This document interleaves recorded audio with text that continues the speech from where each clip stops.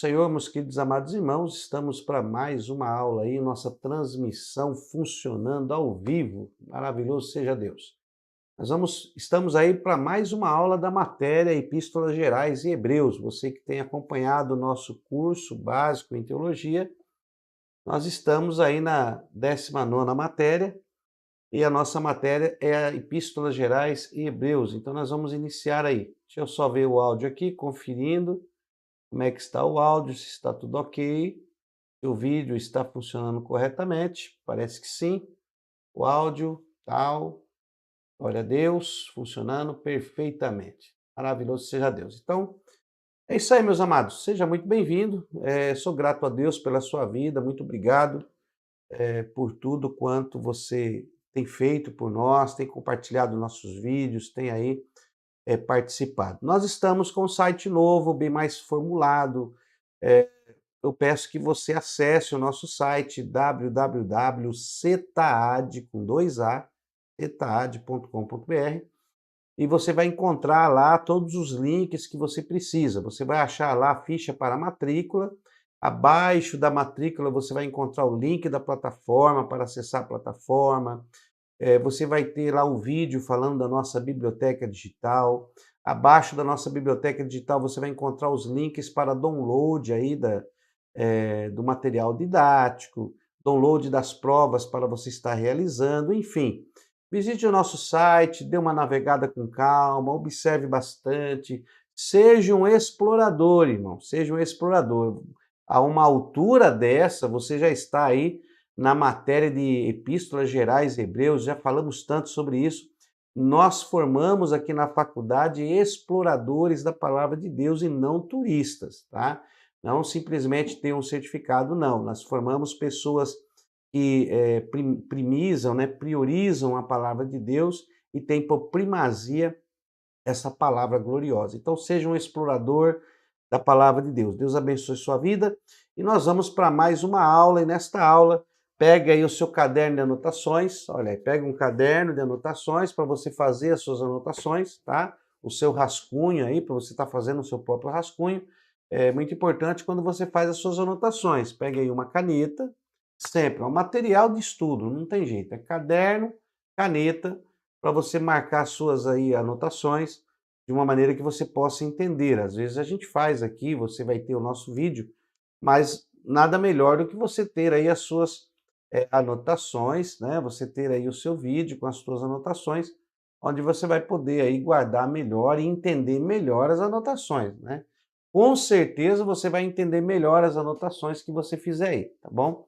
Então faça as anotações, seu caderno, e pegue também a sua Bíblia, tá? Já estou com a minha Bíblia aqui, vou deixar ela já posicionada aqui, bem tranquila, certinho, para mim estar acompanhando. Então, abra aí nas epístolas escritas por Pedro, tá?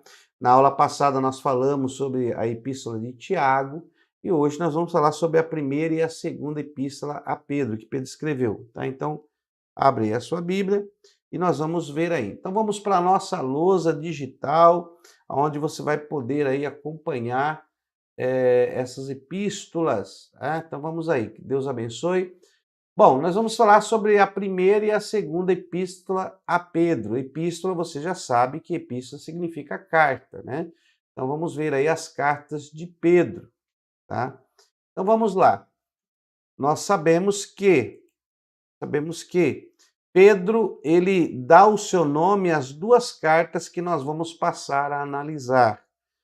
Se você fizer uma rápida análise aqui em 1 Pedro, né? A primeira epístola de Pedro, no capítulo 1, e aqui no seu versículo 1 ele diz, olha, Pedro, apóstolo de Jesus Cristo, aos estrangeiros da dispersão, no Ponto, na Galácia, na Capadócia, na Ásia, na Bitínia, eleitos segundo a presciência de Deus Pai, na santificação do Espírito, para a obediência e aspersão do sangue de Jesus Cristo. Então nós temos aí esta primeira carta, primeira epístola. E deixa eu colocar aqui, eu vou colocar a Bíblia aqui que eu acho que fica melhor, né? Então vamos aqui, ó. Então temos aqui, né, a primeira epístola, olha, Pedro, apóstolo de Jesus, tá? Jesus Cristo. Para quem que ele escreve? Olha aí, ó, aos eleitos que são forasteiros da dispersão no Ponto, Galácia, Capadócia, Ásia e Bitínia, né? Esses que foram eleitos segundo a presciência de Deus, Pai, em santificação do Espírito para a obediência e a aspersão do sangue de Jesus Cristo. Graça e paz. Então, nós vemos aí, a princípio, quando Pedro vai escrever essa epístola, esta carta, então ele está endereçando esta carta aos irmãos, né? Aos irmãos que foram eleitos, mas são forasteiros da dispersão, né? Foram dispersos e agora estão como forasteiros em terras estrangeiras, em lugares estrangeiros. Então, essa epístola ela é de grande valia, porque ela não é direcionada só a uma igreja específica, né? Mas ela é escrita para os eleitos. E esse eleitos é aberto aí uma interpretação desta carta, que ela então serve não só para a igreja, mas para todos que estão servindo a Cristo e que estão dispersos. Então, nós vamos iniciar aí esta aula aí falando desta carta que Pedro assim escreveu, né? Então vamos lá. As fontes que temos para a vida de Pedro são os evangelhos. Então, a fonte que nós temos para conhecer melhor a Pedro, temos uma ideia um pouco melhor de quem foi Pedro, está nos evangelhos, ou seja, no evangelho de Jesus, aonde nós vemos Pedro que aparece na história de Cristo pelo evangelho. Pedro, ele andou com o Senhor, foi escolhido pelo Senhor, né? Então nós vamos ver um pouco sobre isso. E olha aí, por ele sabemos que originalmente ele tinha o nome de Simeão, né? Tá aí no hebraico, Simeon, no hebraico, como uma das tribos de Israel que chamamos de Simão. Então, Pedro, ele tinha o nome de Simão, tá? O Pedro não seria bem o nome dele, né? Pedro foi dado por Jesus, Jesus que chama ele de Pedro, mas nós vamos ver isso aí, ó. E João, capítulo 1, versículo 42, recebeu do próprio Jesus um apelido descritivo chamado Kefa, né? Ou Cefas, né? No aramaico aí, Kefas, que em aramaico significa pedra. Então, o próprio Senhor Jesus apelida ele de Cefas, né? Que significa pedra, tá? Vamos ver isso aqui, João 1, 42. Olha, pega a sua Bíblia aí, eu vou colocar aqui. Pega a sua Bíblia aí, João 1, 42. Deixa eu sair daqui do modo de exibição. Então vamos lá, né, no Evangelho de João 1, versículo 42. Olha aí. E o levou a Jesus, né? E o levou a Jesus, olhando Jesus para ele, disse: opa, 42, volta aqui, não sai não. Ó, e o levou a Jesus, olhando Jesus para ele, disse: tu és Simão, tu és Simão. Está aqui, ó, no grego, né? Significado do nome Simão. Olha, Simão, de origem hebraica, olha aí, ó, Simeon, né? Pedro, rocha ou pedra. Pedro era um dos apóstolos. Simão, chamado Zelote ou Canaites. Tinha alguns Simãos lá, e até Simão mágico, mas esse Simão que nós estamos referindo é o Simão apóstolo que recebeu aí do próprio Jesus esse apelido aí maravilhoso, né? Esse apelido que acompanhou ele por muito tempo. Olha, diz assim, olha, olhando Jesus para ele, disse: tu és Simão, o filho de João. Olha que interessante, tu és filho de João. Tu serás, olha, tu serás chamado Cefas, que é o nome que ele recebe de Cristo. Olha aqui, está aqui no hebraico, no grego. Desculpa, eu falo no hebraico. Está aqui no grego, olha lá, o Kefas, ou Cefas. Né? Olha aqui. Cefas, que significa pedra, que era outro nome para o apóstolo Pedro. Então, Pedro era porque Jesus chamou ele de Cefas. Então, Jesus disse: olha, você não vai mais se chamar Simeon, né? Simeão, Simão, mas você será chamado Cefas, Pedro, pedra, olha aí, que quer dizer Pedro, tá vendo? Que quer dizer Pedro. Olha, aqui nós temos a Bíblia, essa aqui é a Bíblia revista e atualizada interlinear, mas nós temos aqui a Bíblia interlinear de Bereia, né? E aqui nós temos ela em grego, tá? Olha aqui, ó, em grego as palavras de Jesus, ó, você será Simeão, tá vendo? Simeão, tal, filho de João. Então as palavras de Jesus aqui, ó, será chamado Cefas, aqui, ó, tá aqui o Cefas, ó. Cefas, pode ver que é a mesma raiz aqui, ó. Cefas, olha aqui, tá vendo? No grego, Cefas, a mesma raiz, tá vendo? Então, está aqui Cefas, o próprio Senhor Jesus que dá esse nome para Simão, tá? Então, sabemos aí que ele foi chamado pelo próprio Jesus de Cefas. Deus abençoe aos nossos irmãos que estão conosco, irmão Edson, a paz do Senhor Jesus, Deus abençoe nosso irmão Edson, que está ao vivo acompanhando esta aula. Nós estamos agora aqui no nosso estúdio, aqui gravando na faculdade, e agora são 6h30 da tarde e ele está conosco aí. Deus abençoe, meu irmão. Mônica Arruda, paz do Senhor, Deus abençoe, irmã Arruda. Ainda estou na matéria Cristologia lá atrás. Deus abençoe, irmão, fique em paz. Mas é bom quando os irmãos estão conosco aqui ao vivo, né, acompanhando as nossas transmissões. As nossas aulas são gravadas 3 aulas por semana e normalmente segunda, quarta e sexta, né? Ontem nós não tivemos gravação, aí ontem tivemos um feriado aqui na faculdade, foi feriado, foi aniversário da minha pessoa, então nós ficamos aí um pouco tranquilos ontem, mas hoje estamos gravando essa videoaula aí para que os irmãos possam dar sequência, que Deus abençoe. Amém, irmão? Amém, glória a Deus. Nosso irmão também, Wilson Oliveira, paz do Senhor Jesus, está conosco aí ao vivo. Deus abençoe, irmão Wilson, continue conosco aí no nome do Senhor Jesus. Glória a Deus. Então, nós estamos falando sobre a primeira e a segunda epístola de Pedro, tá? Nós estamos na matéria das epístolas gerais e Hebreus, já falamos da epístola aos Hebreus, falamos de Tiago, e agora nós vamos falar aqui de primeira e segunda Pedro. Então, vamos acompanhando aí, tá bom? Então, vamos lá, meus amados. Nós estamos falando aqui acerca do nome Pedro, tá? Então, Pedro não era o nome a princípio de Simão. Ele era Simão, filho de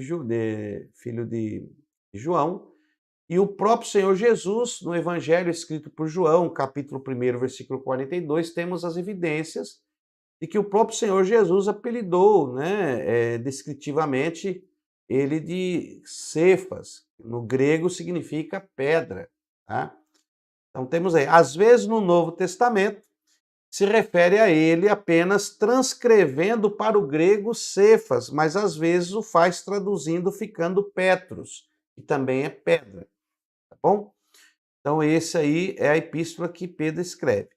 Pedro se dirige aos cristãos que vivem em várias partes da Ásia Menor, os quais estão sofrendo no mundo devido à sua obediência a Cristo. Então, quando Pedro escreve esta epístola, tanto a primeira como a segunda, ele está direcionando essa epístola para os cristãos que estão vivendo ali na região da Ásia e alguns lugares, como nós vimos aqui, olha, como nós vimos aqui em Pedro, né, no seu capítulo 1. Abra a sua Bíblia aí.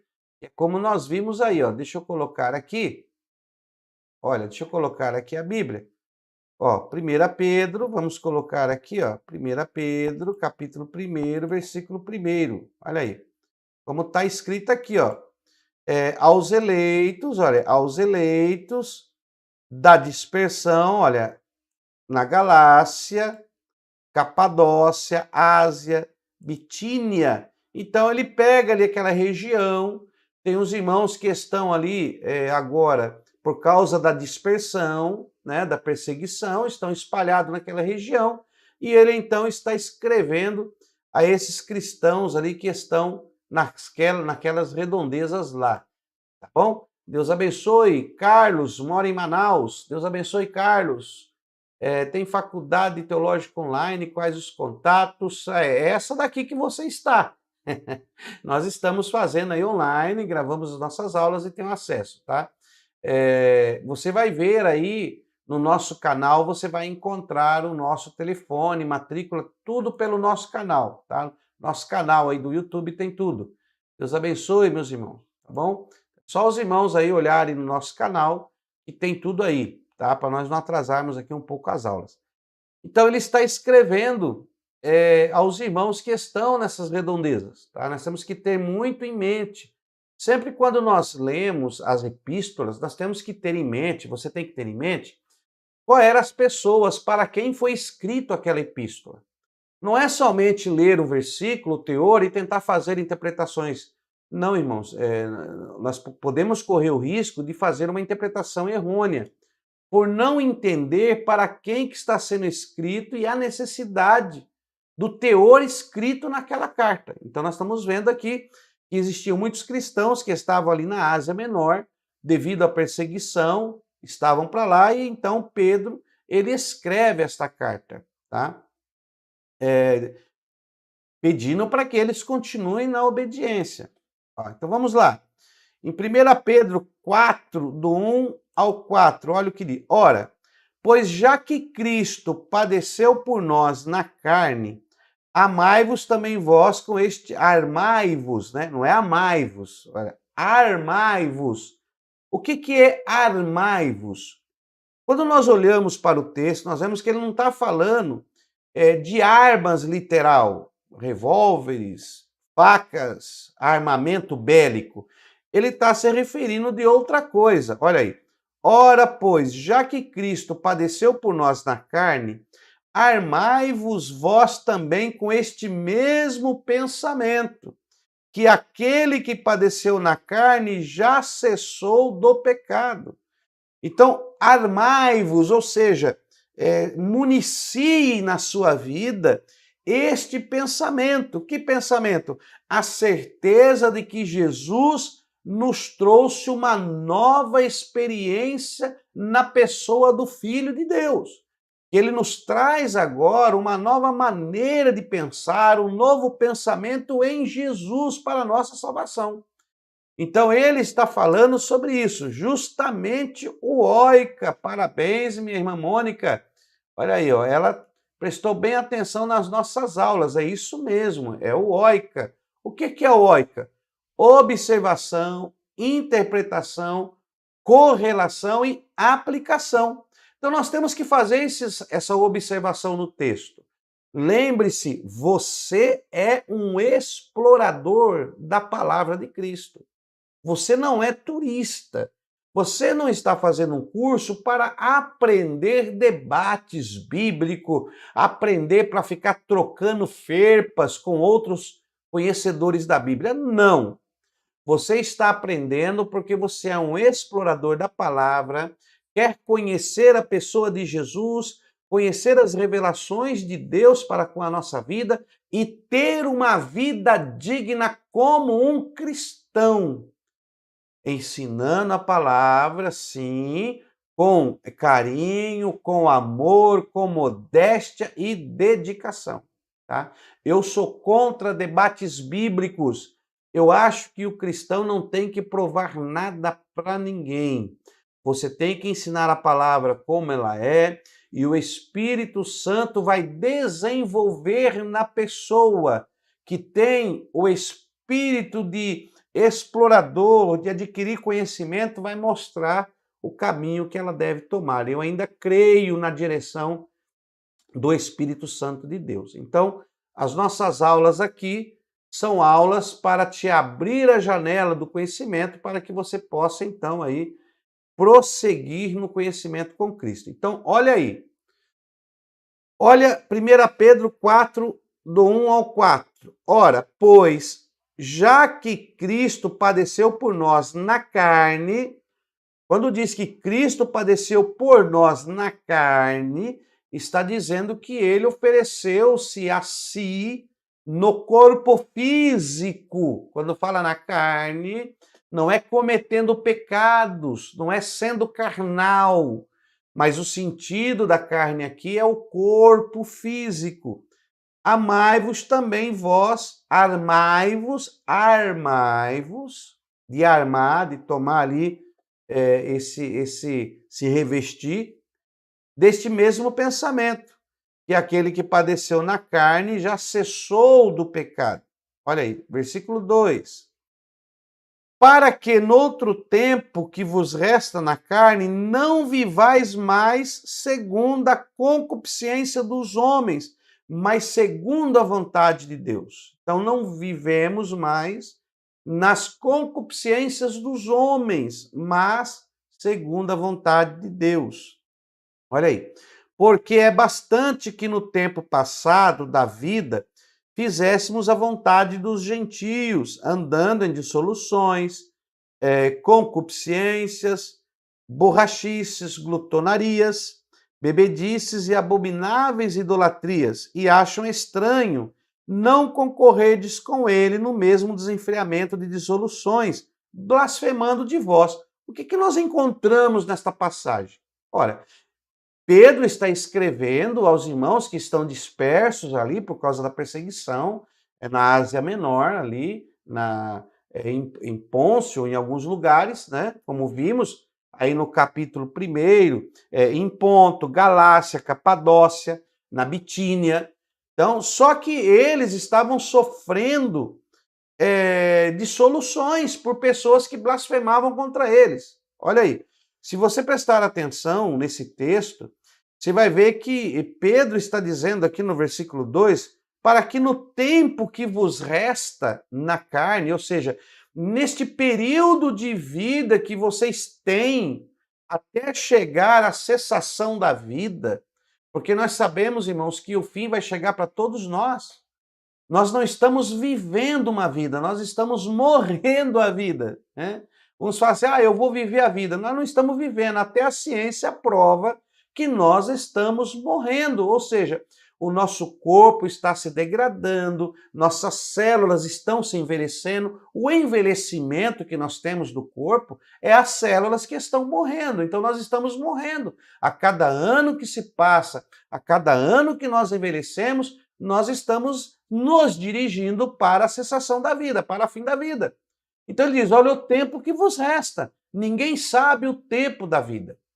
Hoje estamos aqui, amanhã podemos não estar. Então Paulo está dizendo, olha, no tempo que vos resta em corpo físico, em vida, com este corpo, na carne. Então esse tempo que vos resta, não vivais mais segundo as concupiscências dos homens, não vivam mais segundo as concupiscências desses que vos perseguem. Não viva mais da maneira que você estava vivendo. Olha essa epístola, que coisa gloriosa. Não viva mais como eles querem que vocês vivam. Não vivam mais, vivam diferente. Não vivam mais segundo a concupiscência deles. Mas, olha uma vírgula aí, mas, esse mais significa mais vivam, mas continue esse resto de vida segundo a vontade de Deus. Então, Paulo está dizendo, é segundo a vontade de Deus. Eu quero que vocês prossigam este caminho que vocês adquiriram, a esta palavra que vocês aceitaram. Ele está escrevendo aos cristãos que estão da dispersão em toda aquela região. Então, vivam para Deus, conforme o querer de Deus. Aí no versículo 3 e no versículo 4, aí do capítulo 4 da epístola, por isso que nós estamos só dando uma introdução, que daqui a pouco nós vamos falar mais algumas coisas, vai anotando aí. Então ele cita nesta carta para que eles não vivam como eles querem. E por eles serem diferentes, vem a perseguição. justamente por eles viverem diferentemente do que as pessoas ali que não tinha Cristo olhava para eles, os perseguiam e por isso eles eram perseguidos. Olha o que diz aí, ó. Porque já é bastante que no tempo passado da vida fizéssemos a vontade dos gentios, ou seja, a vontade deles aí, que eles fazem.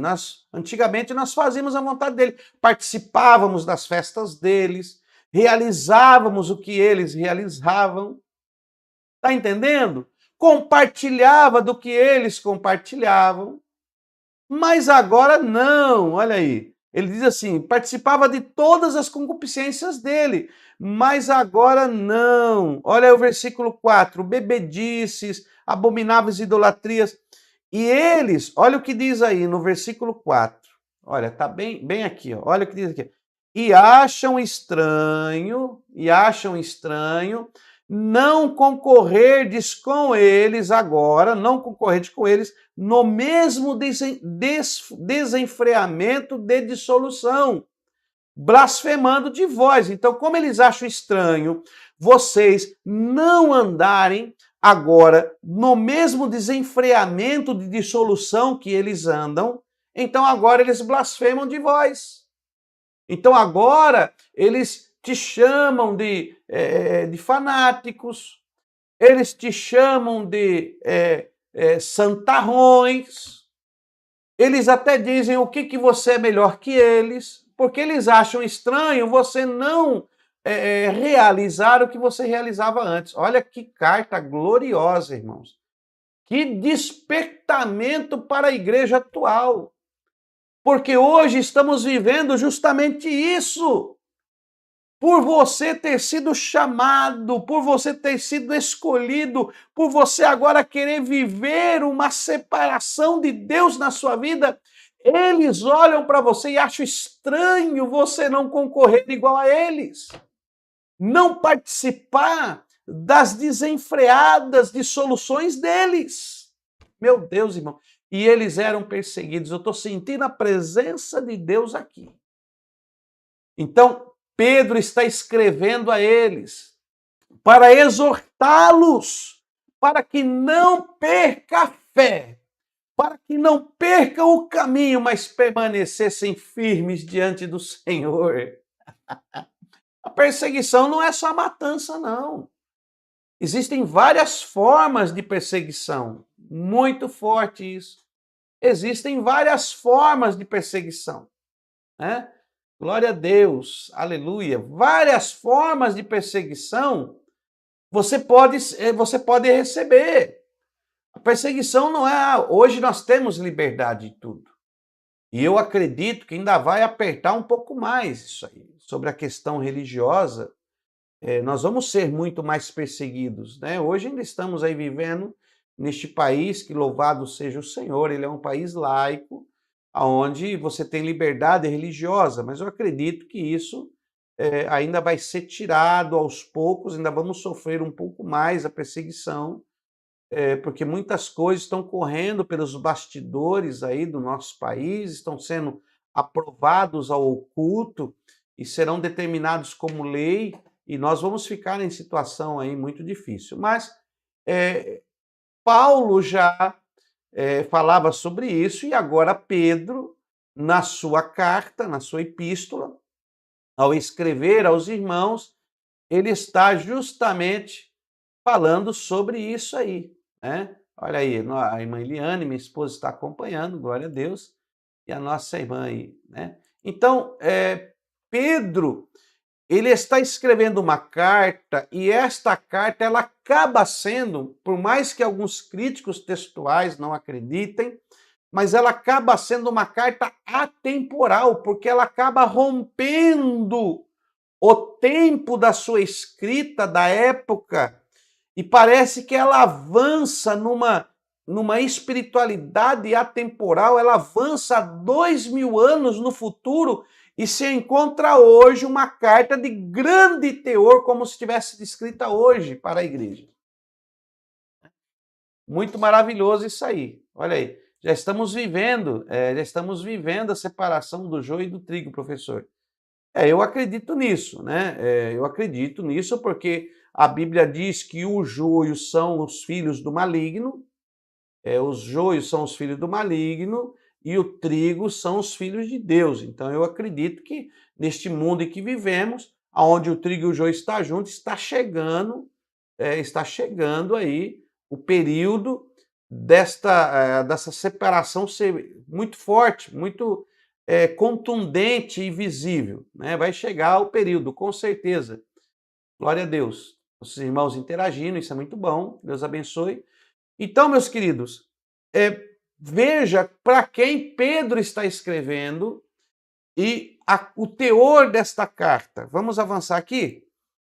Olha, vamos no mesmo capítulo 4 da primeira epístola de Pedro, no capítulo 4, versículo 12 até o 14, ele diz assim: Amados, não estranheis a ardente prova que vem sobre vós para vos tentar. Por que eu estou lendo esses versículos agora? Daqui a pouco nós vamos começar a partir das exortações de Pedro, desde a partir do capítulo 1. Só que, para mim, esses versículos são versículos chaves para você entender por que Pedro está escrevendo aos irmãos o que os irmãos estavam passando ali naquela região. Muito importante. Olha, amados, não estranheis a ardente prova que vem sobre vós para vos tentar. Então, não é só aquela prova que você tem que passar. Ele está dizendo a prova que vem sobre vós para vos tentar. Então, é uma prova que tentava eles para que viessem ser tentados a deixar a Cristo. A realidade é essa. Então, não estranheis essa ardente prova que vem para vos tentar. Como se coisa estranha vos acontecesse. Tem gente que está hoje vivendo a vida e vê alguma coisa acontecer, está ficando espantado. Irmão, você não tem que se espantar com mais nada, não. Não se estranhe, não.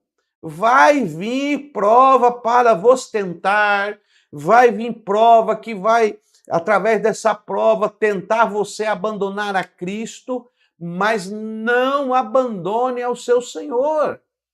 Continue firme. Isso que você está passando vai cessar. Resisti ao diabo e ele fugirá de vós. Resista ao mal e Cristo revelará na sua vida. Não se deixe levar por estes momentos. Todos nós temos, irmãos, todos nós temos momentos difíceis. Todos nós. É você aí na região que você está, é você aí no Nordeste, você aí no Sul. Todos nós temos nosso momento difícil e eu aqui também. Não pense que eu sou super poderoso, doutor. Não, senhor, eu sou pessoa como você, alheia às mesmas paixões e dificuldades que você e estou sofrendo os mesmos atentados espirituais que você. Mas a palavra de Deus, ela nos orienta. E parece que Pedro está escrevendo para nós aqui na aula. Parece que Pedro está escrevendo para nós continuarmos firmes na nossa fé em Jesus. Olha aí, todos os dias nós estamos passando por isso. Então não perca as suas forças. É verdade, irmã Mônica. Continue firme, minha irmã. A vitória é certa.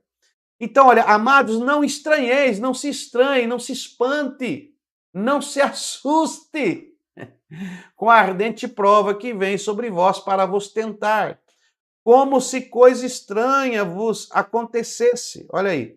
Mas alegrai-vos pelo fato de serdes participantes das aflições de Cristo, para que também, na revelação da sua glória, vos regozijeis e alegreis. Então, alegrai-vos pelo fato de que Cristo vos escolheu. Alegrai-vos pelo fato que Cristo também sofreu aflições e nós sofremos as aflições como que por Cristo. Porque por mais que nós sirvamos ao Senhor, parece que mais aflições chegam. Existe um ditado existe um ditado, eu vou abrir uma aspa aqui nesta aula agora. Existe um ditado que nós ouvimos muito, né? Muitos dizem assim, é um ditado, não é lei de Deus, não é bíblico, é um ditado. Muitos dizem assim, parece que quanto mais oro, mais assombração aparece, né? No intuito de dizer, quanto mais oro, mais dificuldades encontro. Quanto eu mais oro, parece que mais barreiras se levantam. Por quê, irmão? Por quê? Isso é nós sermos afligidos pelo mal por causa de Cristo. Então, quanto mais você está se chegando ao Senhor, quanto mais você está se abastecendo do Senhor, quanto mais você está se enchendo do Senhor, mais o mal irá te tentar, porque o mal quer te tirar da presença do Senhor, de Deus, de Cristo. Então, Paulo está exortando a ele, dizendo: olha, alegrai-vos, não deixe, não estranheis. Olha aqui. Se pelo nome de Cristo sois vituperados, bem-aventurados sois, porque sobre vós repousa o Espírito da glória de Deus. Quanto a eles, é ele, sim, blasfemado, mas quanto a vós, é glorificado. Então, quanto a eles, eles vão blasfemar. Ele é blasfemado, sim, mas a vós é glorificado. Então, Cristo, ele acaba sendo glorificado pela nossa vida de retidão. Perceba que quando Pedro escreve esta carta, ele tem o alvo, esses irmãos que estão sendo perseguidos ali nas regiões, e ele então escreve dizendo para eles continuarem firmes. E nós encontramos isso. Então, nessa primeira epístola, agora vamos entrar aqui na epístola, você já entendeu qual é o teor da carta que estava se passando. Então, nessa primeira epístola de Pedro, ele traz 5 exortações. Anota aí. 5 exortações ele traz nessa epístola, tá? Ele vai falar aqui no capítulo 1, versículo 3, que não vai dar tempo de eu falar sobre isso, mas eu quero só abrir um pouco aí o seu entendimento. Ele fala assim, ó, bendito seja Deus, bendito seja o Deus e Pai de nosso Senhor Jesus Cristo, que segundo a sua grande misericórdia, nos gerou de novo para uma viva esperança pela ressurreição de Cristo dentre os mortos. Então ele nos gerou, olha, nos gerou para uma viva esperança. Olha o que Pedro está dizendo no início da... Aí eu vou colocar o versículo aqui. Você não está olhando a Bíblia? Olha aí, você não está olhando só a Bíblia? Eu vou colocar aqui. Olha aí. É o versículo 3. Olha aqui, ó. Olha aqui. Olha, bendito o Deus e Pai, o Deus e Pai do nosso Senhor Jesus, né? Que segundo a sua muita misericórdia, olha aqui, olha, nos regenerou. Aqui está regenerou, né? Mas a palavra, aqui na minha tradução está gerou. Mas a palavra aqui é isso aqui, ó. A palavra aqui é da palavra grega anagenão, né? Que é regenerar, renascer, nascer de novo. A palavra grega para regenerou aqui, que nós estamos vendo aqui no versículo, a minha Bíblia, que eu tenho aqui, a minha Bíblia Thompson, contemporânea, fala que nos gerou de novo para uma viva esperança. Nos gerou de novo. Aqui no original grego, a palavra usada aqui é anagenal, né? Anagenal, olha, que é a que está aqui, anagenal, que significa essa palavra original grego? O que significa no grego? Olha, ela significa regenerar, então tá certo, regenerou. Ela significa regenerar, mas não é só regenerar. Ela dá uma ideia de regenerar, nascer de novo. Olha, uma metáfora ter passada por uma transformação de mente, que leva a uma nova vida, que procura conformar-se com a vontade de Deus. Então, a ideia dessa palavra, né, que pode ser também uma metáfora, a ideia dessa palavra, anagenal no grego, a ideia é que nos regenerou, que nos fez nascer de novo, que nos fez viver, vivenciar uma nova vida como uma metáfora de um passado que ficou e uma vida agora entregue a Cristo. Então é muito profundo isso. É muito profundo. Então, pela sua misericórdia, segundo Cristo, ele então nos fez nascer de novo, nos generou para uma nova, olha, para uma viva esperança. Então nós passamos agora a ser pessoas que têm uma viva esperança, porque Cristo fez isso conosco. E existe 3 grupos com esperança. 3 grupos com esperança. Eu vou colocar isso aqui. Ó, eu vou colocar para você ler, tá? Depois você lê isso aí. Depois você lê isso aí. Deixa eu colocar aqui a lousa. Deixa eu colocar aqui a lousa. Deixa eu ver se está funcionando aqui. Bíblia. Eu acho que é isso aqui. Pronto, aqui. Deixa eu colocar a lousa aqui. Olha. Então, primeiro, ó, coloca aí. Deixa eu pegar aqui a caneta para me escrever. Olha aí, que nos regenerou para uma viva esperança mediante a ressurreição de Jesus. Então, ele nos regenerou para uma viva esperança. Então, agora você passa a ter uma viva esperança. Então, eu vou colocar aqui, ó, 3 grupos, ó, dá para ver aí? Tá bom esse tamanho? Dá. 3 grupos relacionados à esperança. Então, eu vou colocar aqui 3 grupos relacionados à esperança. Esperança. 3 grupos relacionados à esperança, tá? Primeiro grupo. O primeiro grupo é o que nós lemos aí, tá? É o que nós lemos. Primeiro grupo, os gerados. Primeiro grupo são os gerados para uma nova esperança. Olha aí, vou colocar na lousa aí. Ok? Então, o primeiro grupo, os gerados para uma nova esperança. Esse grupo é eu e você. Nós fomos gerados para essa nova esperança. Que esperança? Jesus. A vida com Cristo. Então, Pedro está dizendo, olha, vocês foram gerados para essa nova esperança. Só que tem outros grupos. Olha, segundo grupo. O segundo grupo são aqueles que não têm esperança. Ó, vou pôr aqui, ó.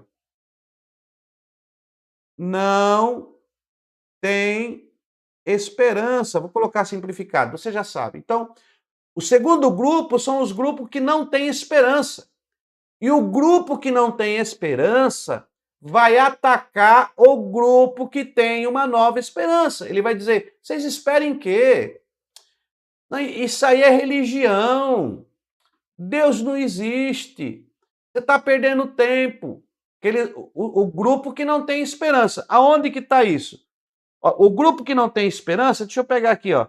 1 Tessalonicenses 4,13. Eu vou colocar aqui, ó. Marca aí. 1 Tessalonicenses 4,13. 1 Tessalonicenses 4,13. Deixa eu colocar a Bíblia aqui. Olha aí.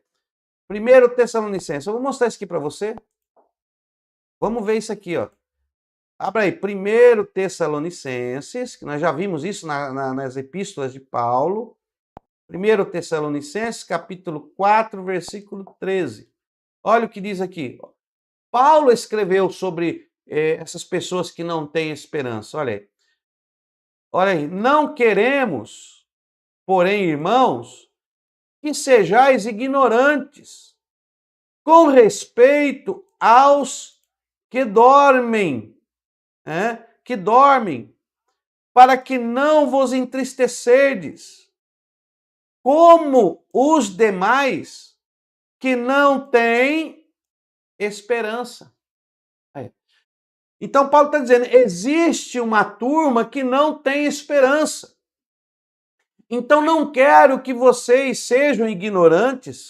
Paulo escreve aos Tessalonicenses falando desse grupo que não tinha esperança. Então, Paulo já escreveu dizendo: olha, tem uma turma aí que não tem esperança e querem te entristecer. Querem dizer que você está aprendendo errado, querem dizer que você não está entendendo nada, mas creia em Cristo. Tem aqueles que dizem agora que estão desconstruindo, tem uma teologia exegética aí que agora não precisa ter fé.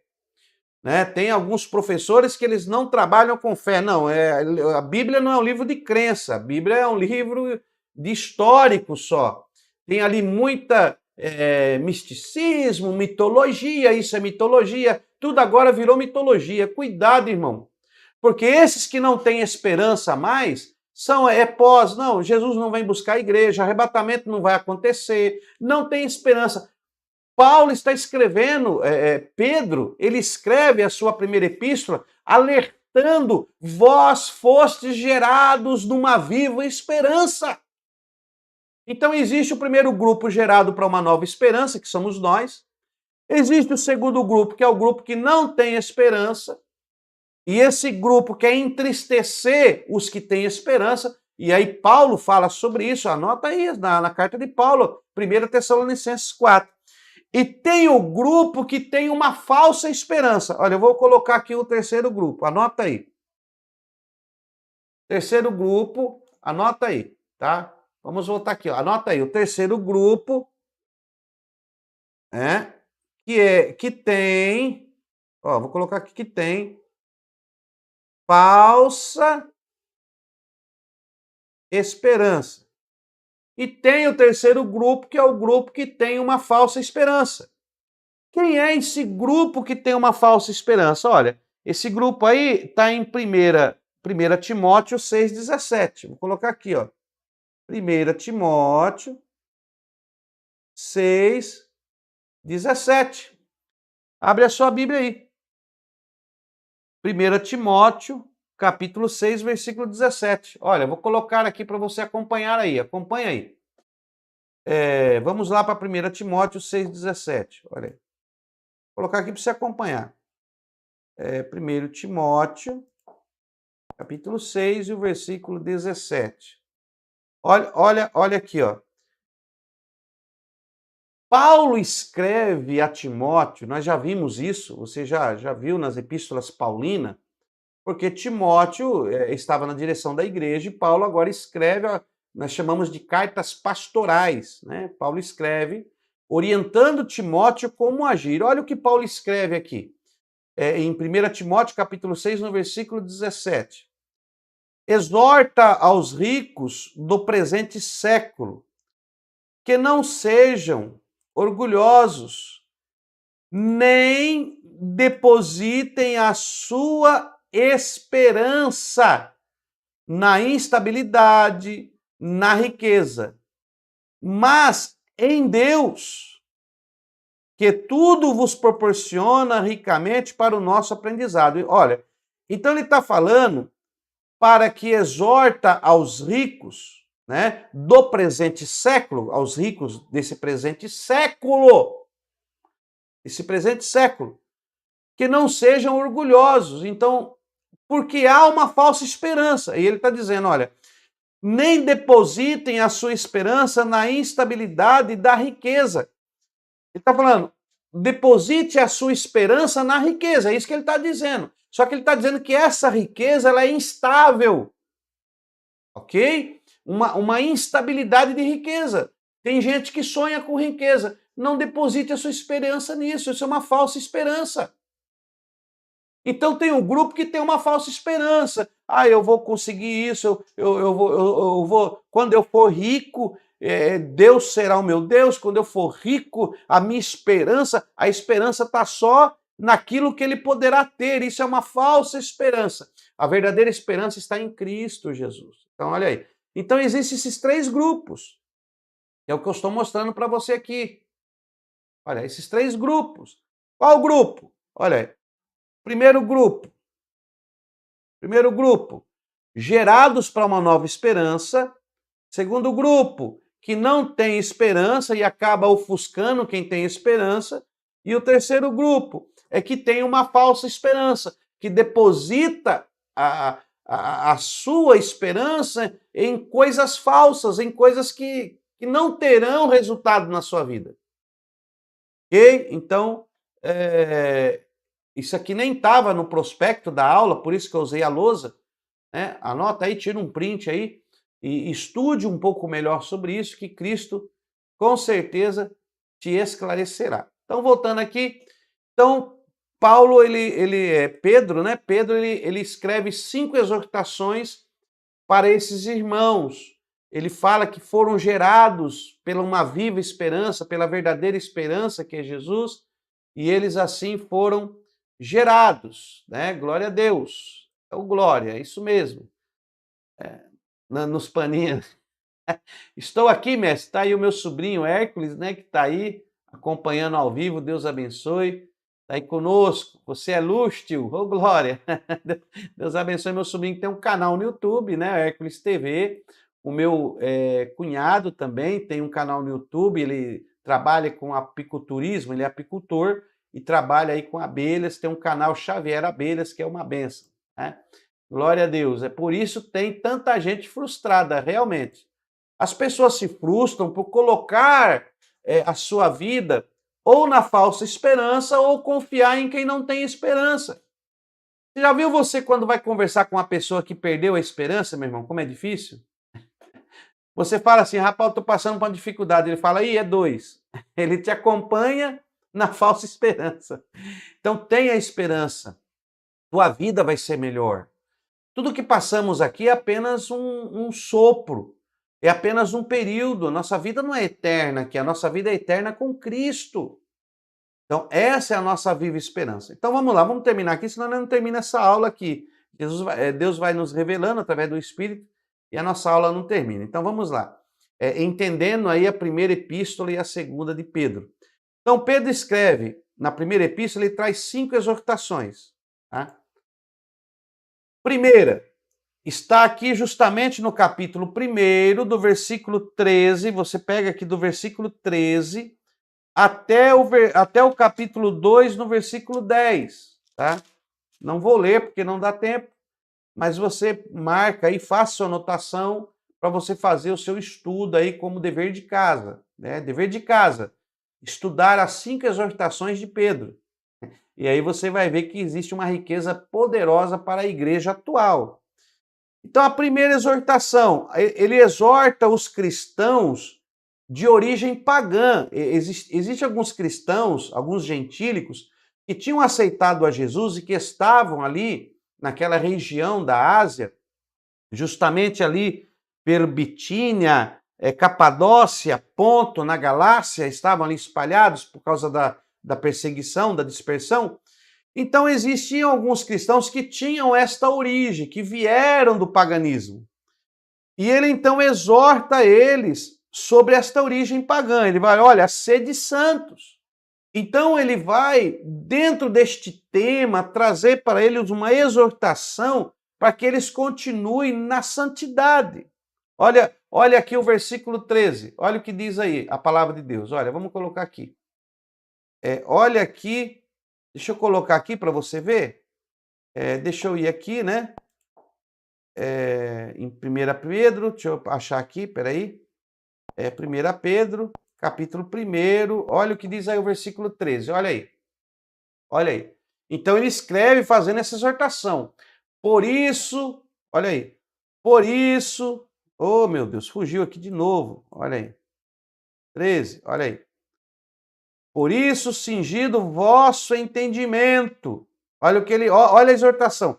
Sede sóbrios, esperar inteiramente na graça que vos está sendo trazida na revelação de Jesus Cristo. Olha aí. Cinja o vosso entendimento. O que é cingir, irmão? Cingir é vestir, né? Colocar como se fosse um cinto no lombo, né?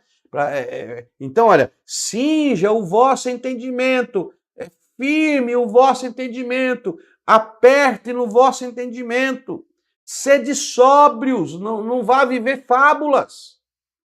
Seja sóbrio, seja sóbrio. Espere inteiramente na graça que está sendo revelada na sua vida por Jesus Cristo. Então ele está dando exortações, olha aí, versículo 14. Como filhos da obediência, não vos amoldeis às paixões que tinhais anteriormente. Como filhos da obediência, não vos amoldeis. O que ele está dizendo? Amoldar, ou seja, tomar a forma, se moldar nas paixões que você tinha anteriormente. Não tome aquilo por regra na sua vida. Não se forme naquilo que você tinha nas paixões antigas, anteriormente. Olha aí, na vossa ignorância. Então Pedro está exortando eles quanto às suas origens pagãs. Não se molde, não tome a forma daquilo que você fazia antes de conhecer a Cristo. Então, há uma exortação de Pedro. Então, essa é a primeira exortação de Pedro. Qual é essa primeira exortação? Ele faz essa exortação aos cristãos de origem pagã, que saíram do paganismo e agora estão com Cristo. Então, ele está fazendo essa exortação aí. Deus abençoe nossa irmã que está conosco aí, a paz do Senhor. É a nossa irmã Rosemary, que é membro do canal, e está aí acompanhando a nossa aula do curso básico aqui. Deus abençoe. Olha aí, segunda exortação de Pedro na sua epístola, no capítulo 2, do versículo 11 até o capítulo 3, versículo 12, da conduta que eles deveriam ter entre os pagãos. Então, olha aí, a primeira exortação da epístola de Pedro a esses irmãos que estão dispersos ali por toda aquela região, estão sendo até perseguidos por outros que não aceitam que eles tenham essa esperança em Jesus. Então, primeira exortação, olha aí, você que veio da origem pagã, cuidado, não se molde nos costumes que você tinha antes. Existem cristãos que se dizem cristãos, e quando eu digo cristão, é imitador de Cristo, que segue o evangelho, porque crente até o diabo é, mas quando eu falo cristão, eu estou dando um molde na sua vida, tá? Ser cristão é ter os moldes de Cristo no seu ser.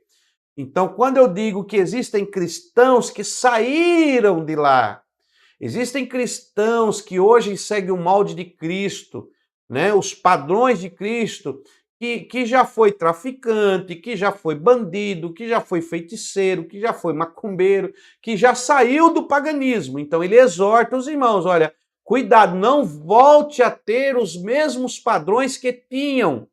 E aí ele vai dar a segunda, além de você não voltar a ser o que era, a sua conduta entre os pagãos. Olha, isso aqui agora é tremendo, que é a sua segunda exortação, que ele vai falar sobre essa conduta entre os cristãos. Olha aí, que você vai encontrar no capítulo 2, olha aí, versículo 11. Deixa eu colocar aqui, vamos ver isso aqui.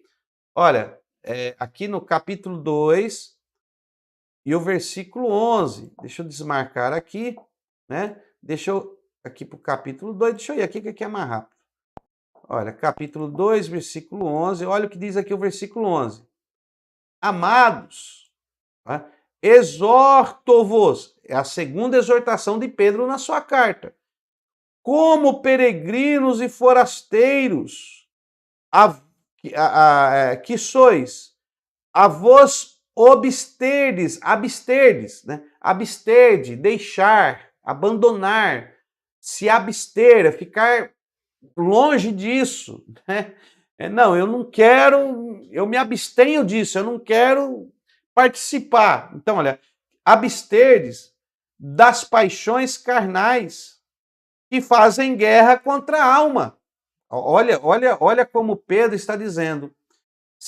Vos absterdes, fiquem longe, se afastem das paixões carnais que fazem guerra contra a alma. Ó, mantendo exemplar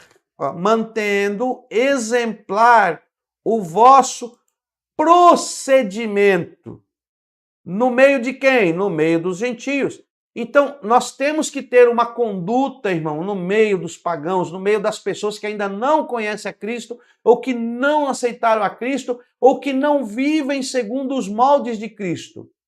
E aí tem pessoas que ficam questionando, a igreja proíbe isso, a igreja proíbe aquilo, a igreja proíbe... A igreja tem os seus regulamentos internos, que não tem nada a ver com doutrina de Deus e tal, eu entendo isso. Mas Pedro está dizendo, olha, vocês também têm que ter padrões.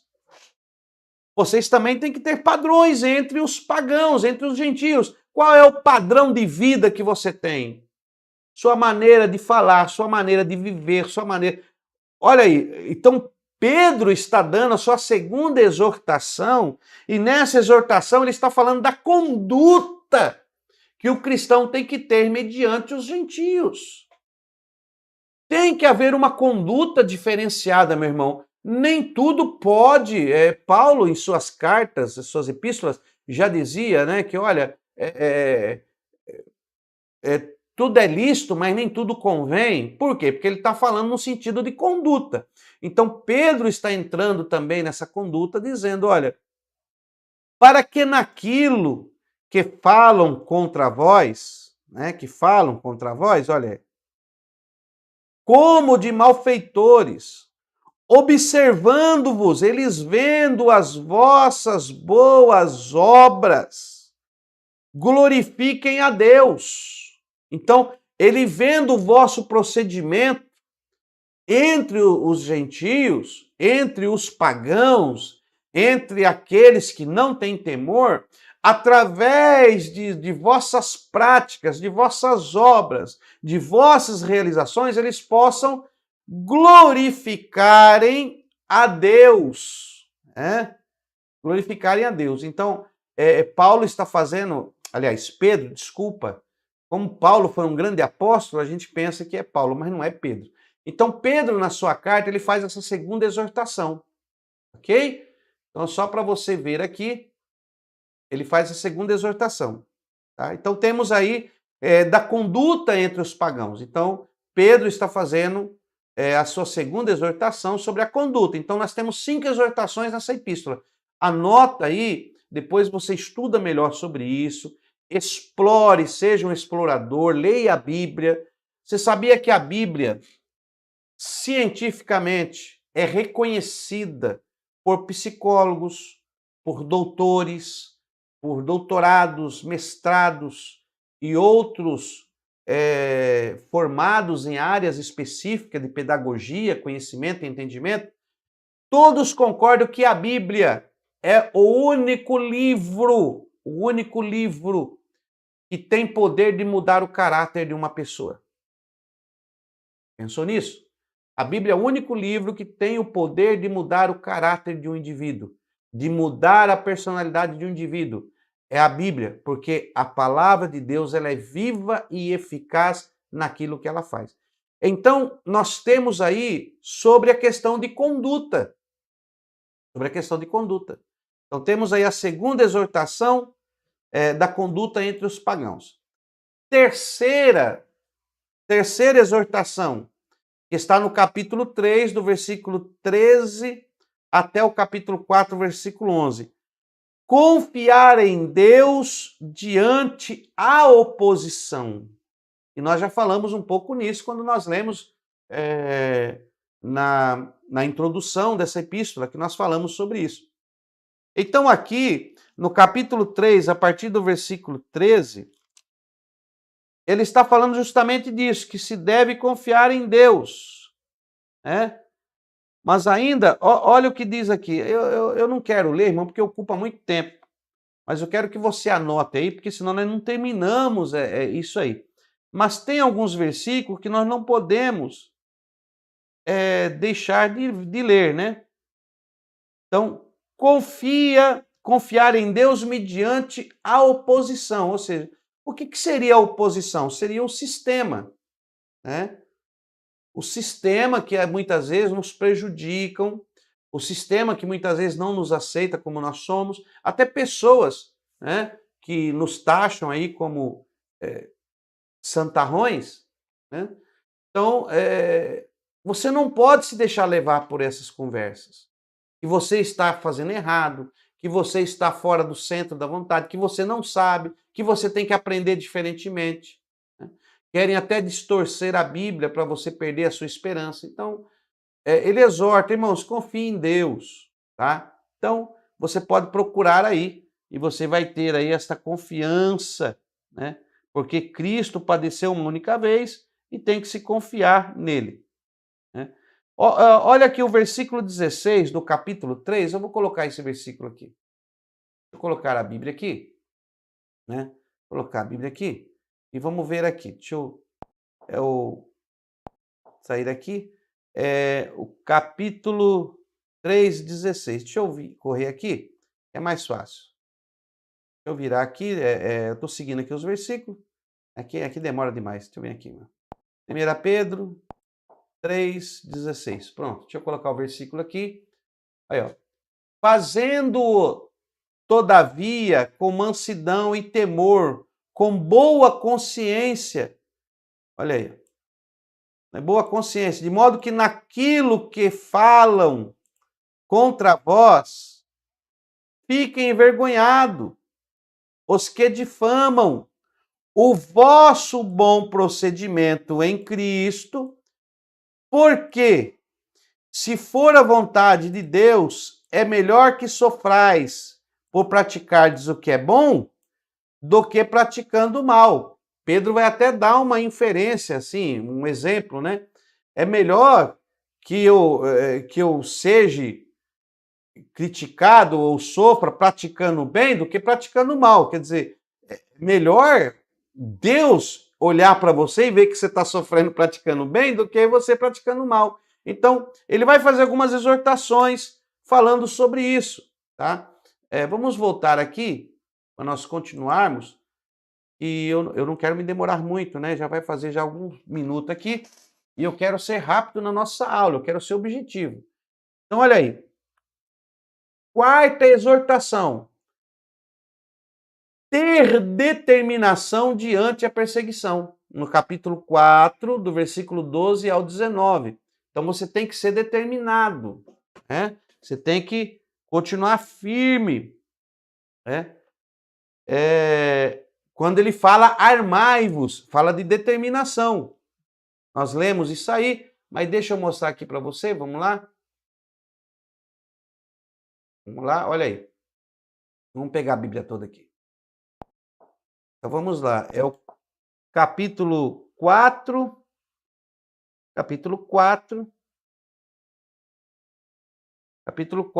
versículo 1, né? Então, 1 Pedro 4, 1. Olha aí, abre a sua Bíblia aí. Olha aí.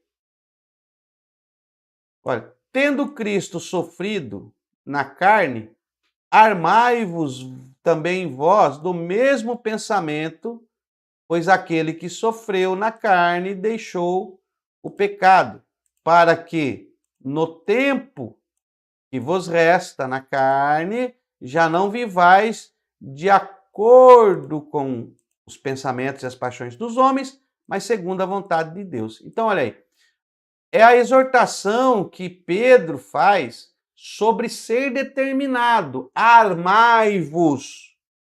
Então, é ter determinação, é estar preparado, estar firme, inabalável. Então, Pedro está fazendo essa exortação aí para continuar desta forma, tá? Olha lá, vamos voltar lá para ver mais uma exortação, porque nós temos ainda mais coisas aí.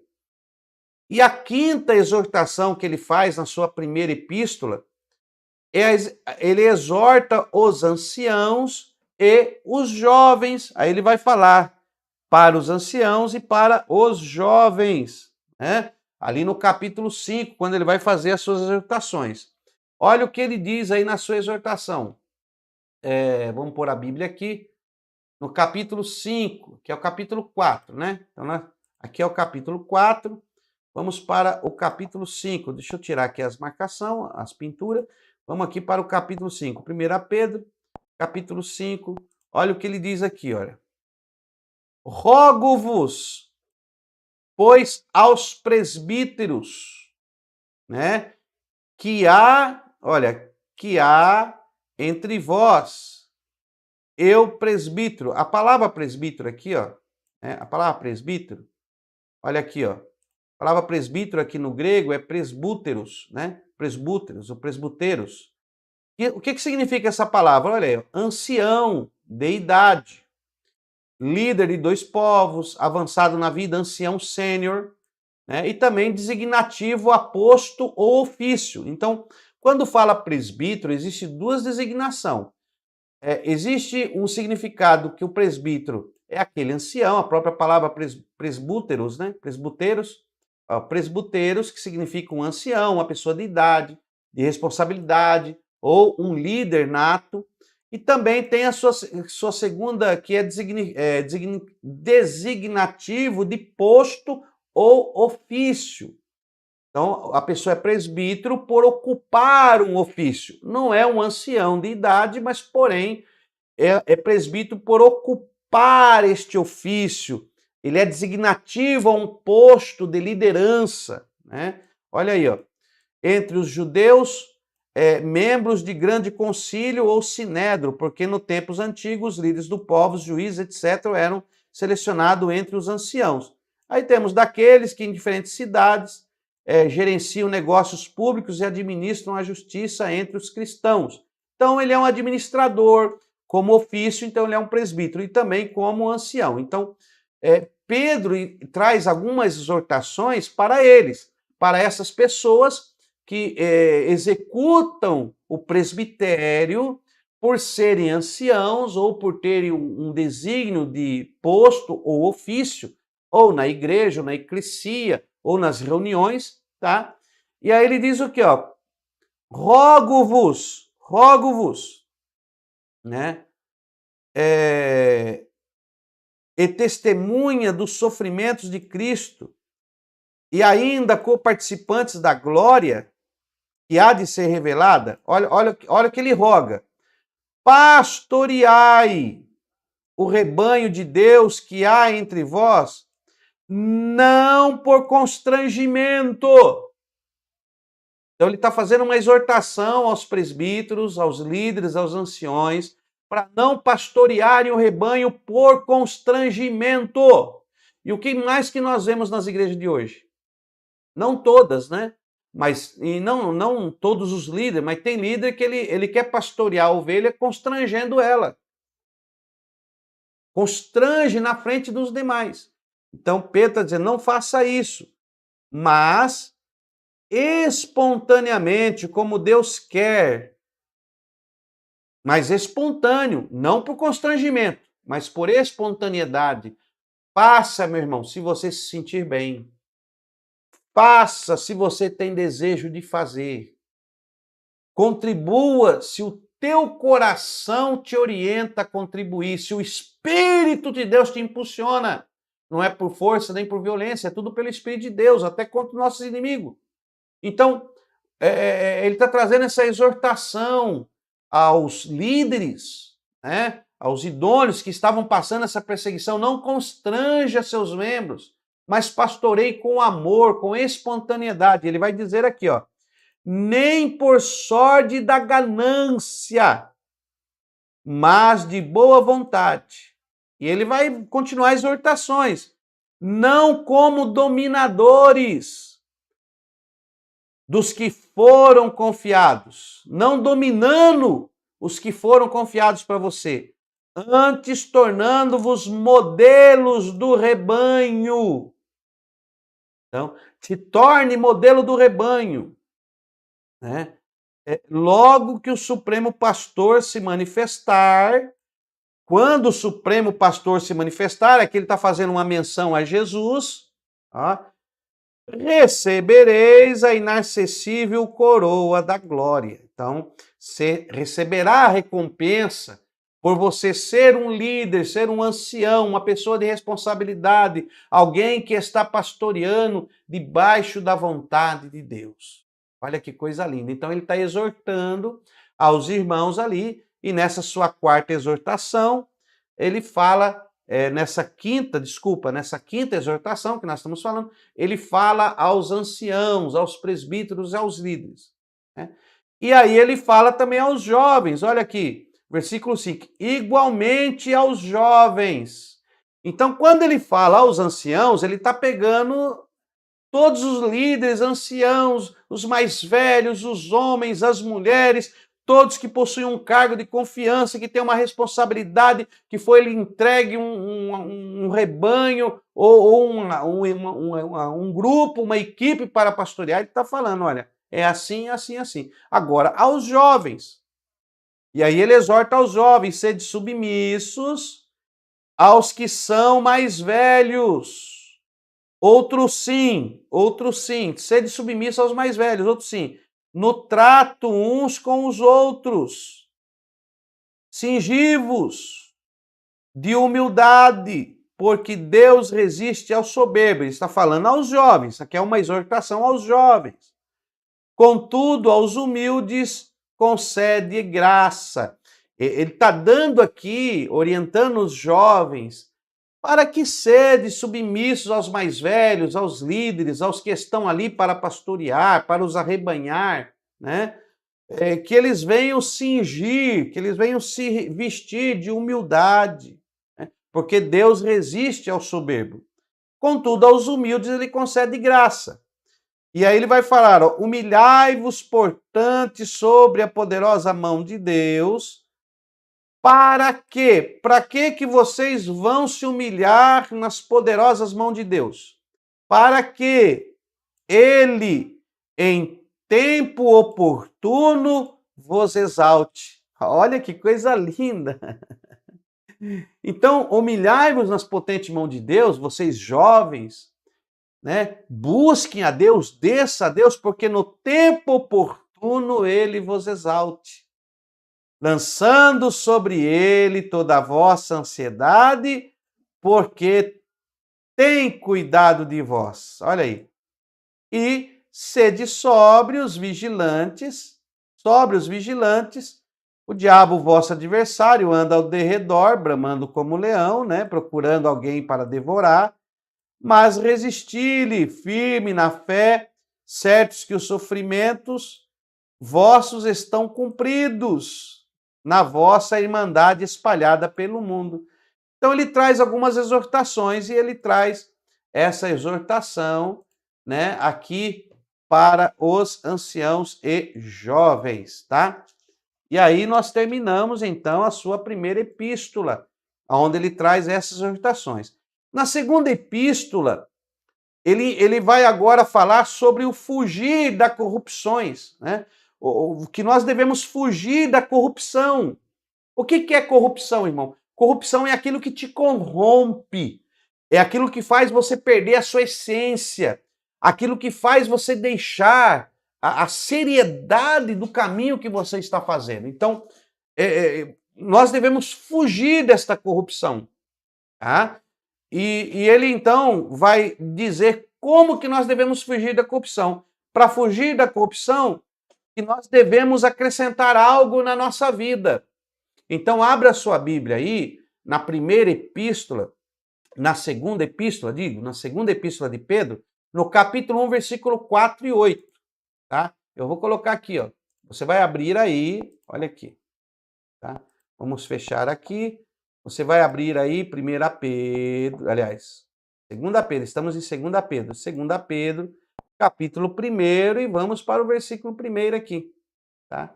Então, olha aí, do 4 ao 8. Então, vamos pegar aqui. Aí ele vai, porque essa segunda epístola, ele escreve, ó, aos que conosco, olha o que ele diz aqui, ó. no versículo 1, né, na segunda epístola, na segunda carta de Pedro, no capítulo 1, versículo 1. Aos que conosco obtiveram igualmente preciosa justiça, né, do nosso Deus e Salvador Jesus Cristo, graça e paz seja multiplicada no pleno conhecimento de Deus e de Jesus, nosso Senhor. Visto como pelo seu divino poder nos têm sido doadas todas as coisas que conduzem à vida, a piedade pelo conhecimento completo daquele que nos chamou para a sua própria glória e virtude.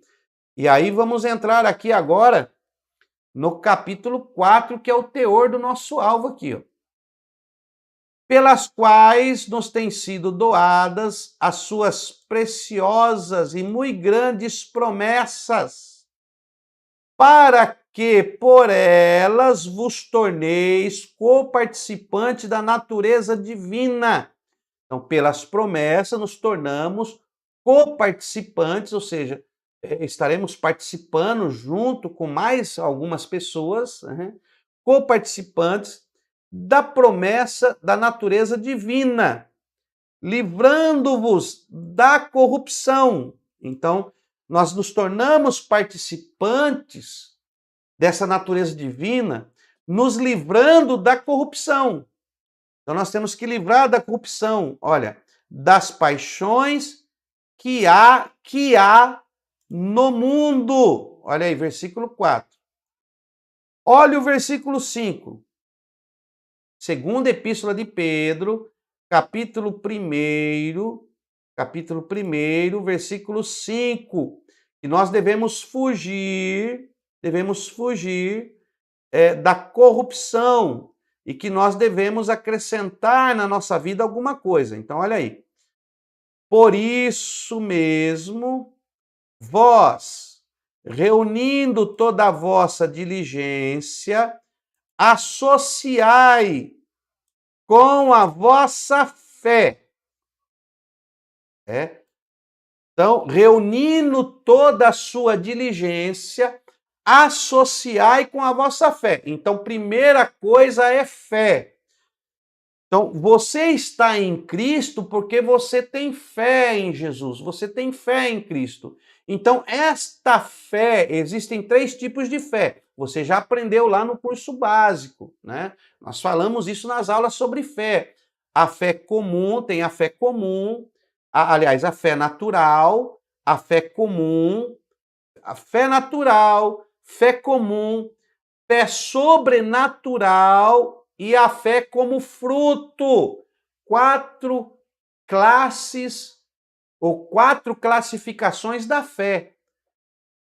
Fé natural, que todos têm. Fé comum, quando é direcionada a Cristo. Fé sobrenatural pelo Espírito Santo, como dom. E a fé como fidelidade, a fé como fruto. Então, existem 4 qualificações de fé. Nós falamos disso lá no nosso curso do básico, lá na matéria passada. Você está careca de saber isso aí, já estudamos, tá? Então, essa fé que você tem, que está direcionada a Cristo, você tem que adicionar a esta fé que está em você. Você tem que adicionar a ela, tá? Então, vamos ver o que nós temos que adicionar a ela. Eu vou ler o texto, depois eu vou te mostrar. Olha, estamos aqui no texto. Ó, associai. Ó, associação é estar conectado, ligado, adicionado. Então, associai com a vossa fé a virtude, conhecimento. Conhecimento, domínio próprio, perseverança, um assomando ao outro, um adicionando ao outro. Então, você vai adicionar virtude, né? Aqui nessa tradução está virtude. Aqui Aqui é bondade. Essa virtude, em algumas traduções está bondade, porque essa virtude ela serve como bondade. Essa virtude, que é a erete, é uma conduta virtuosa de pensamento e sentimento e ação. Ó, bondade moral. Então, essa virtude, ela também é bondade moral. Então, associai a vossa fé virtude, bondade moral, né? Junto, associa a vossa fé. A essa bondade você associa conhecimento. E ao conhecimento você associa o quê? Domínio próprio. E ao domínio próprio associa perseverança. E a perseverança, piedade. E a piedade, fraternidade. Essa fraternidade também é Filadélfia, né? É o amor de irmãos, de irmã, é o amor fraterno, que é o filéu, né? Em grego é Filadélfia, o filéu, né? Filadélfia. Então, que é o amor. Então, você tem que acrescentar o amor a tudo isso. Ó. E com a fraternidade, o amor. E esse amor aqui, que está no original grego, é o ágape. Olha aí, ágape. Aqui, ó, estou colocando aqui do lado, ágape. Né? Que é o amor, se referindo ao amor de Deus. Então, além da fraternidade, do amor ao próximo, né? Da fraternidade, também o amor de Deus. Por quê?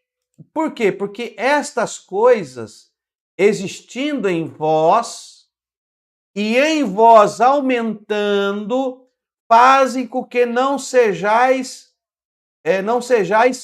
nem inativos e nem infrutuosos no pleno conhecimento de nosso Senhor Jesus Cristo.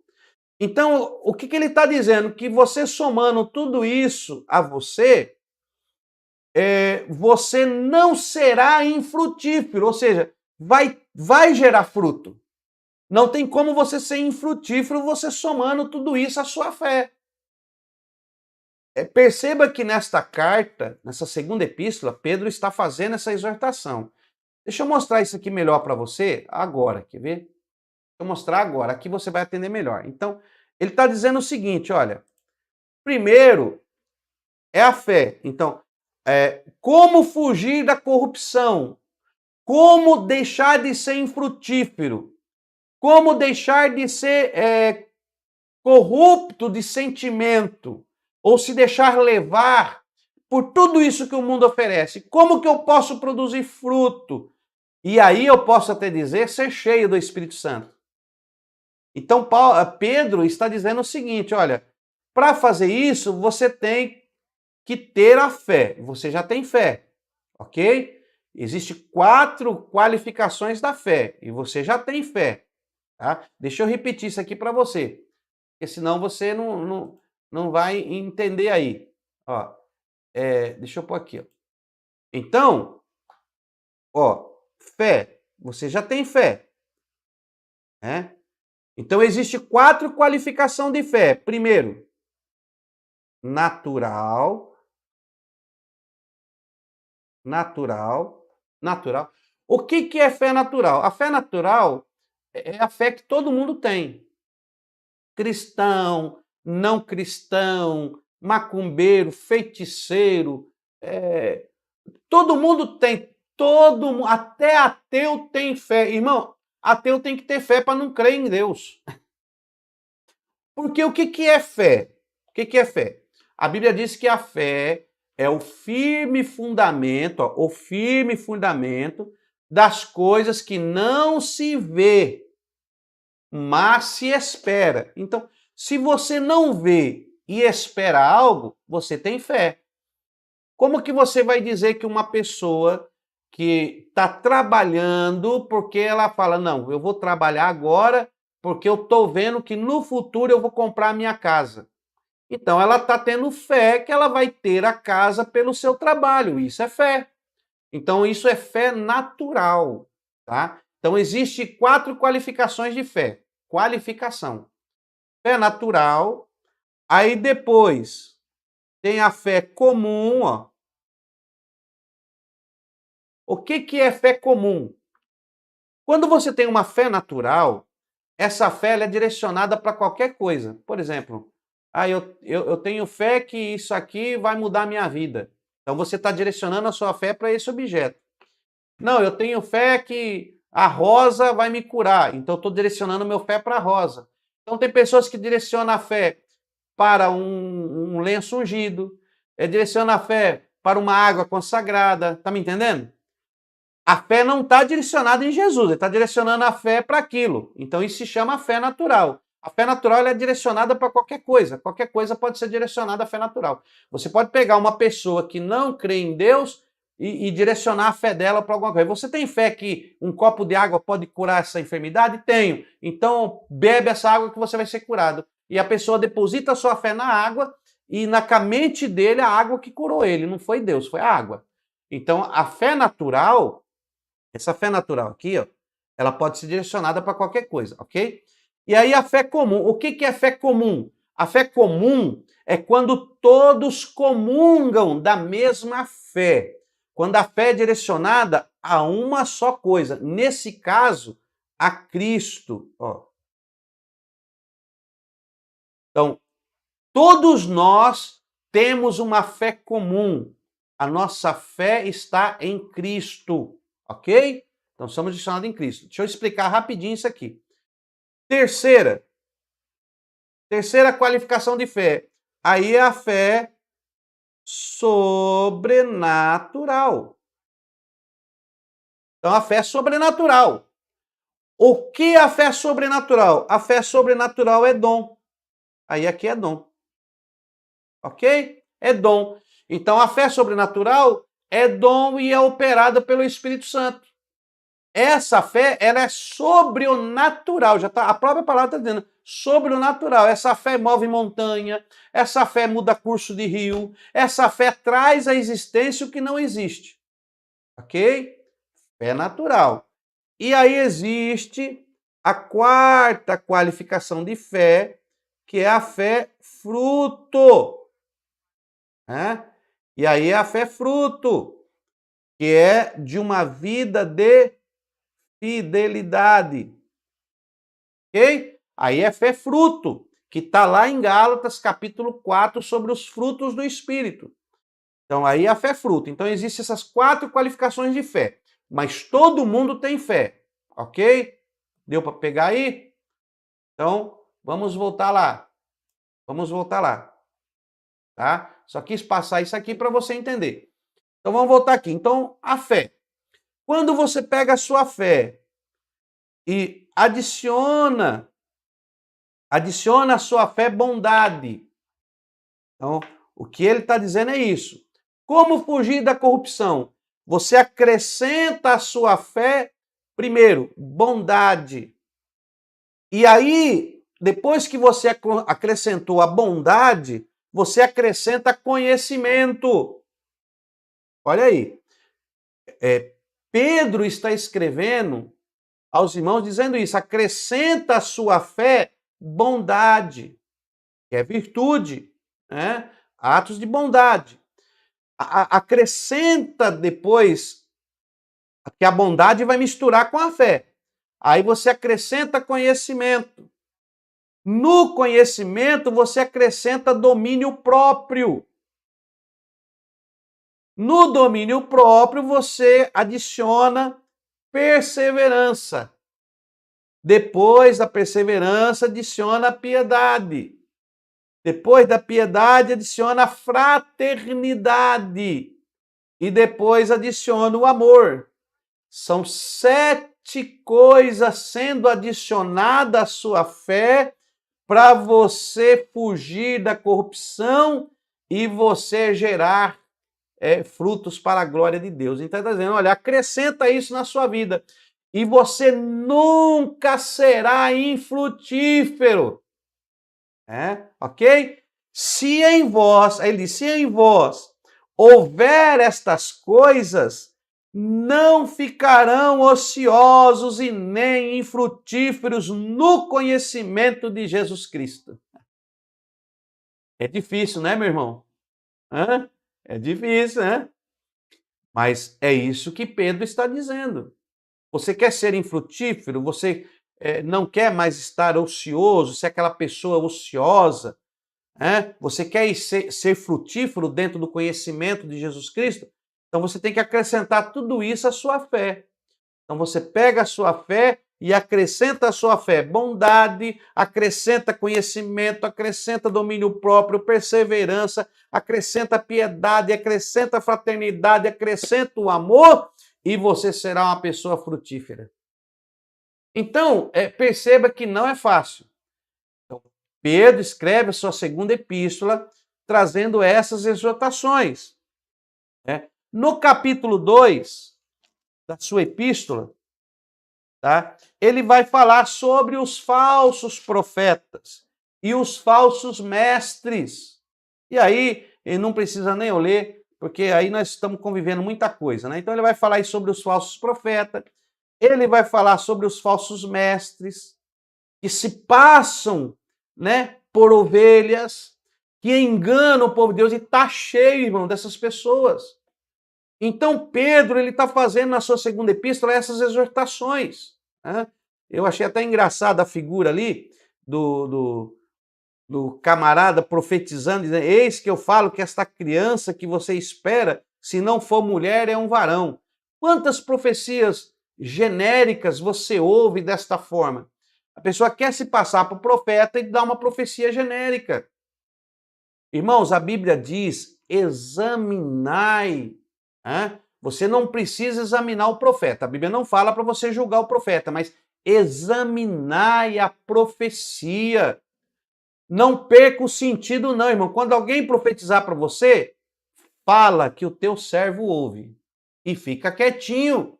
Deixa para dar lugar a Deus depois que ele falar toda a profecia. E aí você vai examinar se é a profecia de Deus ou não. É só o sangue, né, irmão? Não é fácil, não. Mas essas coisas acontecem. E nós temos que estar atentos. Então, Pedro, ao escrever essa epístola, Deus abençoe, irmão Severino Vieira, Deus abençoe a todos aí. Deus, através da vida de Pedro, ao escrever a sua segunda epístola, ele traz esses esclarecimentos, né? Traz aí esses esclarecimentos, essas exortações, para que os irmãos fiquem atentos. E não parece que ele escreveu para nós hoje? Não parece, irmãos, que ele escreveu igualzinho para nós hoje? Deus abençoe, irmão Ademir, glória a Deus. Profetadas compartilhadas. Exatamente. E nós temos muito disso, irmão. Eu vejo muito isso na igreja e eu fico muito triste com o evangelho, a extensão e a profundidade que esse evangelho atual, esse evangelho tecnológico, esse evangelho moderno que está tomando proporções que, olha, fique na sua fé, fique no caminho em que Deus te chamou, não perca, tá bom? Que Deus abençoe aí. A profecia pelo Pix aqui em Pernambuco já tem. Meu Deus, nem sabia dessa. Essa é novidade para mim. Ô, Severino, profecia pelo Pix. Ô, irmão, eu ainda não vi, eu não presenciei uma profecia pelo Pix ainda. Mas nós sabemos que há 2000 anos atrás, o apóstolo Pedro já estava prevenindo sobre esses falsos mestres e falsos profetas. Não querem mais. Que Deus abençoe. O Lucas está rindo, a profecia do Pix é forte, né? Então, irmãos, no capítulo 2, ele vai falar sobre isso, tá? Ele vai dar uma exortação para os irmãos acerca desses falsos profetas, desses falsos mestres que estão. E no capítulo 3, ele vai fazer menção do dia do Senhor. Eu não vou falar do dia do Senhor agora, porque nós vamos fazer a matéria sobre escatologia ainda, e nós vamos entrar sobre essas passagens que falam sobre o dia do Senhor, tá? Mas fiquem aí com esse estudo, Deus abençoe aos irmãos. Rapaz, eu estou vendo e ouvindo em Pesqueira, Pernambuco. Em Pesqueira, Pernambuco. Glória a Deus. Tem uns irmãos aí de Pernambuco que é uma benção mesmo. No Rio de Janeiro já tem a profecia do Pix. Irmãos, eu Eu, sinceramente, eu acho que eu ainda não vi ainda, tá? Eu não vou falar porque eu não vi ainda essa profecia do Pix, né? Mas acho que se procurar mesmo a gente tem na internet, aí deve até ver. Irmãos, Deus abençoe a sua vida, fique na paz do Senhor. Essa foi a nossa terceira aula sobre as epístolas gerais, né? E falamos sobre a epístola de Pedro. E na próxima aula nós vamos falar sobre as epístolas de João, tá? Que Deus abençoe a todos aí. Fique na paz do Senhor. Como faço para adquirir os estudos passados? Aos irmãos aí que estão conosco, que estão entrando agora, irmãos, entre no nosso site, tá? Visite o nosso site. No nosso site você vai encontrar tudo lá, tá? Tudo lá. Tudo você encontra no nosso site www.cetaad.com.br. Você vai entrar lá no nosso site e lá você vai encontrar o acesso, né? Para ter todas essas. Deixa eu colocar para vocês aqui. Deixa eu colocar aqui para vocês, para me mostrar melhor como que você vai acessar, tá? Então, deixa eu mostrar aqui, rapidamente, como que você vai acessar. Então, deixa eu colocar aqui deixa eu colocar aqui deixa eu colocar aqui, compartilhar aqui o meu notebook, e aí eu vou mostrar para você. Pronto. Aí, pronto. Aqui está o notebook. Estão vendo aí? E eu vou mostrar como é que vocês vão fazer isso aí, tá? Bom, como que vocês vão fazer? Ó, vocês vão entrar aqui e vão digitar www.cetaad.com.br. Olha, desse jeito aqui, ó. cetaad.com.br. Você vai dar um OK e você vai ser direcionado aí para o nosso site. Olha aí, tá aqui já, ó. Chegou no nosso site, vai ter uma tela de bem-vindo e tem aqui o botão azul para clicar. Você dá uma clicada aí entra aí no site. Aí aqui no site você tem a matrícula, tem a plataforma do aluno, olha, logo aqui, ó, tem a plataforma do aluno, tá? Tem como se inscrever no canal do YouTube, você vai se inscrever no nosso canal. Tem aqui a sala de aula dos alunos, tudo você clica nos links, esses verdes aqui é tudo link de acesso, tá? Aí aqui vai ter a nossa biblioteca, tem um vídeo explicando sobre a biblioteca, tá? Só rapidamente aqui. Aqui tem um vídeo explicando sobre o canal do YouTube, né? Sobre o certificado, como adquirir. Aí aqui tem um link para download, olha, esse amarelo aqui é para você fazer o download do material, aqui é para você poder fazer as provas, aqui tem para você adquirir os cursos, ó, o curso básico que já está incluso a documentação, tá? É o mesmo curso gratuito, só que aqui está a documentação inclusa. Olha, está a documentação inclusa e eu estou explicando sobre a documentação. Tem depois o curso médio, tá? Esse curso aqui médio, ele é o preço cheio. Se você já fez o básico, tem um desconto, tá? Então entre em contato com a secretaria porque tem desconto, não é esse valor. Quando você já está estudando conosco, já está fazendo o curso, tem um desconto nesse valor. Esse valor é o valor cheio para quem ainda vai iniciar a fazer. Olha, tem o bacharel, você vai folheando. Tem aqui alguns alunos, depoimento, que eles colocam esse depoimento. São alguns depoimentos que os irmãos colocam na plataforma do aluno lá, tá? Tem algum depoimento dos alunos. Aqui tem falando do nosso material, se você quiser que nós produzamos para você aí o material didático, as apostilas. Então aqui a gente está mostrando como que fica, o que é, o valor que você vai pagar, tá? Nós cobramos aí um valor, que eu não posso falar aqui, mas você entra lá. Aqui você tem acesso aos livros, para comprar os livros direto com a nossa editora. Aí você vai descendo, olha. Tem uns cursos aqui, irmão, esses cursos são grátis, tá? São cursos extras curriculares, não são de teologia, são cursos que vai te ensinar a criar capa, fazer uma logo, você a fazer aí criação disso. São cursos que nós adquirimos e estamos fornecendo gratuitamente, tá? São cursos aí que vai te ajudar. Aqui fala um pouco sobre o nosso material, sobre a nossa questão do MEC.